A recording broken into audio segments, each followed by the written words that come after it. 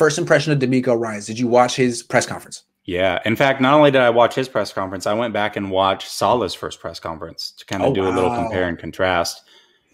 Very confident. Very first of all, when I watched Salah's first press conference, he's nervous. And and not so sure of himself. Salah's always nervous. Here's the thing about Salah. My wife does the same thing. When they talk in front of people, they sweat. His upper lip gets he gets hella sweaty in his nose, and he's constantly doing this thing. I'm like, it's all good, Robert. We all like you. You're very, very well spoken. But he would get nervous. He would sweat. I think he still does. DeMeco was like, I'm an alpha male. I played in the league. I'm really good. Not that Robert isn't an alpha male, but it's like he was the rookie of the year. It's DeMeco Ryans. Yeah. You can actually see why they made this transition from Salah to DeMeco. Yeah. Both player coaches. What I like a lot about DeMeco is two things. One, he kept talking about taking care of the players on a personal level.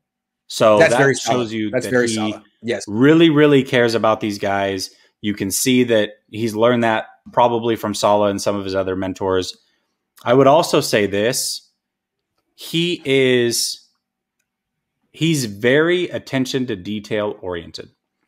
And not only did you hear it from him talking about playing fast and focusing on what's in front of you, but you heard it from Kinlaw. Kinlaw even said, hey, a lot of it this year is just me focusing on the man in front of me and not paying attention to what's going on around me. I got to play fast. I got to pick up on things that are right there and just take care of what's in front of me. That's my job. So I feel like that's something that he's already embedding into their minds, is that he wants them to focus on what's important to them to help them win. And as a collective, they will all win if everybody's winning on an individual level. So I do like to hear that. He's more ready for this position than what I think we gave him credit for. The fact that he said that he would think about during games what he would have called in those situations last year. That was my question. He knew it was coming. He knew that was Salah's last year. Yes. I do like that. I like that a lot. Yeah, no, my first impression is more like his personality. I like, he's very open. He's not defensive. God, Jim O'Neil with Chip Kelly. Oh, so defensive. This guy, now he hasn't, if his defense sucks, he might become defensive. But right now, he seemed very open, a lot like Robert Saleh in a lot of ways. And one of the things I liked about him was he seemed self-aware. My question was, what do you anticipate being the biggest challenge as a first-year defensive coordinator? And I thought, there's a right answer to this question. And I thought he gave it. It's like, well, I've never game planned. I tried last year. I like, shadow game plan. I've never called plays. I would think about what would I do in this situation, but now I'm doing it for real.